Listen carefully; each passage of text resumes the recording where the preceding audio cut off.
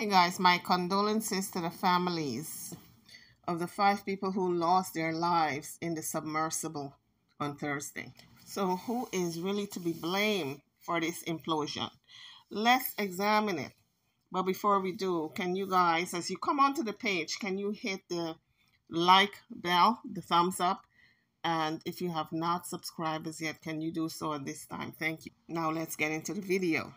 So a lot of people are blaming the Oceangate CEO, Stockton Rush, who piloted the Titan submersible on the ill-fated mission. However, an investigation is still going on as to exactly what happened. So the deaths of these 5 individuals were confirmed on Thursday. It's reported that they paid $250,000 to get a glimpse of the sunken Titanic. So some people are now critical of the captain. They said he was exploring 2.5 miles below the surface in a tiny submersible navigated with consumer parts, meaning the parts were not suitable for such deep navigation. So here is a report by NPR News about the fate of the 5 people who passed away.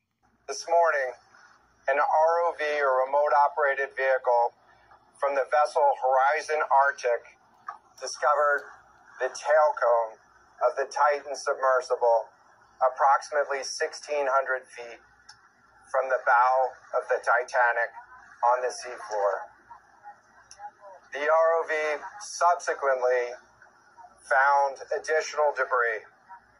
In consultation with experts from within the Unified Command, the debris is consistent with the catastrophic loss of the pressure chamber.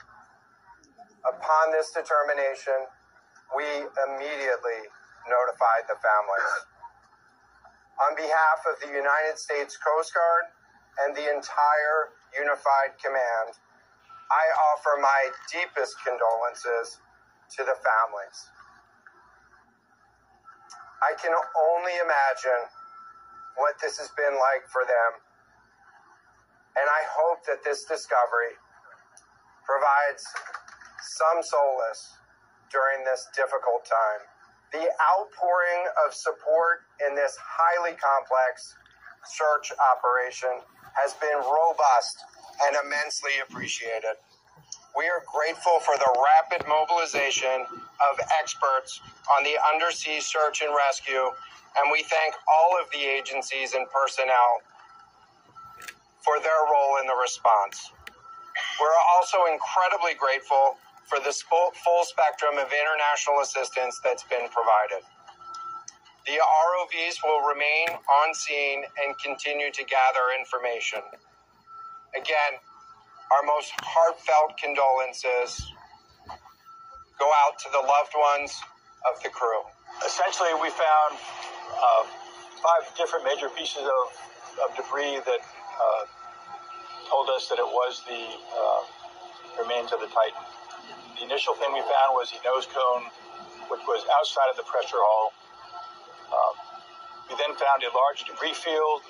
Within that large debris field, we found the front end bell of the pressure hull. That was the first indication that there was a catastrophic event.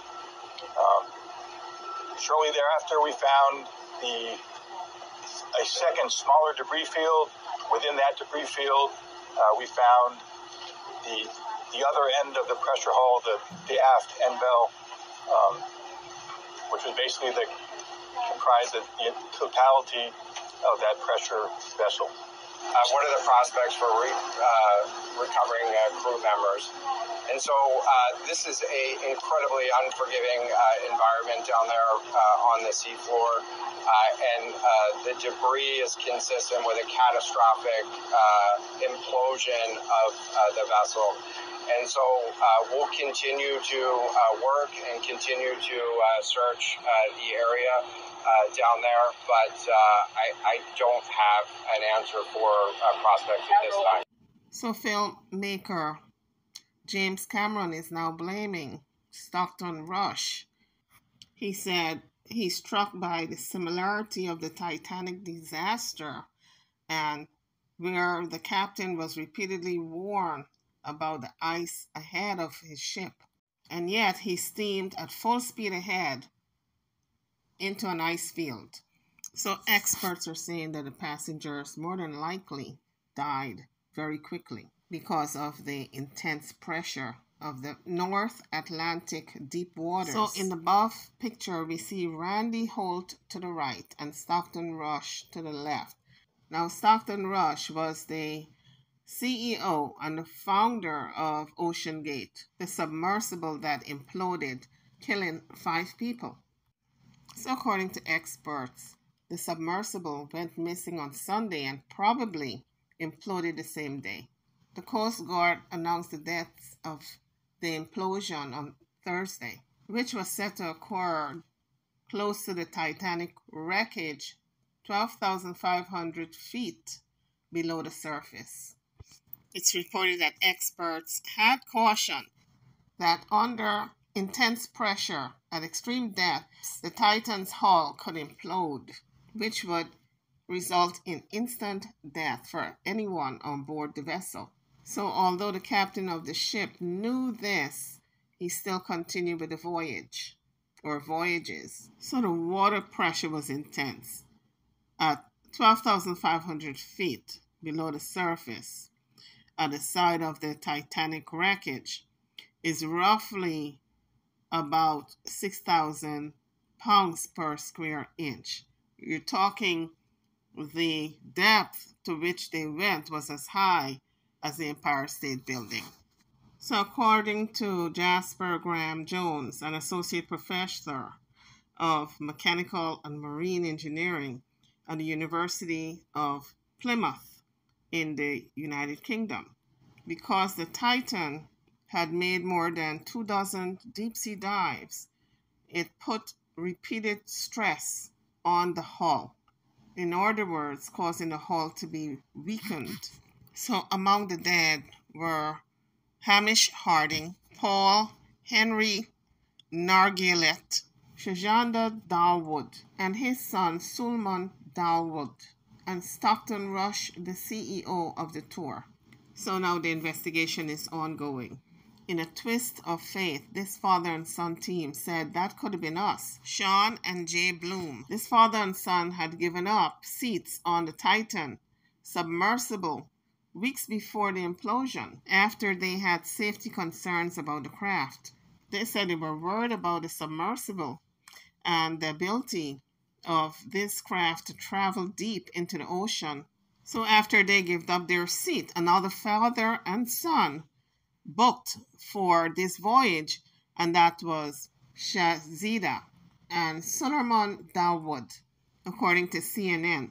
So Gabe Cohen from CNN reported that Marine Certification Company says it declined requests to certify the Titan vessel. So Oceangate, in its advertisement, put out a press release saying the dive was validated by a representative from Lloyd's Registry. They said it was validated. They never said it was certified. Just the dive itself had been verified.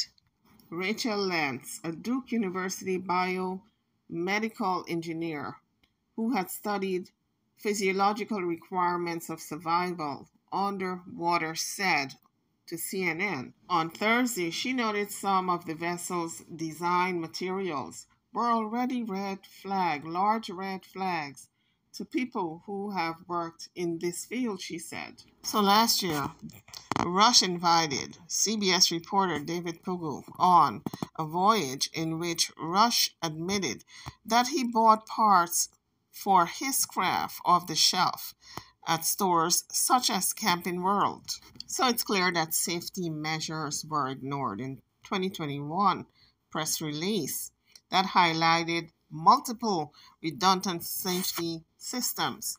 But in a separate interview with Pugu, Stockton seemed to be very dismissive of the safety of the craft. He said at some point, safety is just a pure waste. He said, if you just want to be safe, don't get out of bed, don't do anything, don't drive a car. And because of his dismissiveness of safety, 5 people, including himself, lost their lives. So an underwater implosion refers to the sudden inward collapse of the vessel, which would have been under immense pressure at the depths it was diving towards. So CNN also reported that the submersible was 1 hour and 45 minutes into the voyage when it lost contact. So here's a brief chronicle of events. On Friday, the expedition set off from St. John's, Newfoundland in Canada. So on Saturday, British billionaire and adventurer Hamish Harding, one of those aboard the submersible, posted on Facebook. And he posted that the weather in Newfoundland was the worst in 40 years. So on Sunday, according to Harding, at 4 a.m. Eastern Time, the submersible originally aimed to start the descent, but according to a post by Harding on Instagram, it started later. The post also goes on to read that a weather window had just opened up and we are going to attempt a dive tomorrow. We started steaming from St. John's, Newfoundland, Canada yesterday and are planning to start dive operations around 4 a.m. tomorrow morning.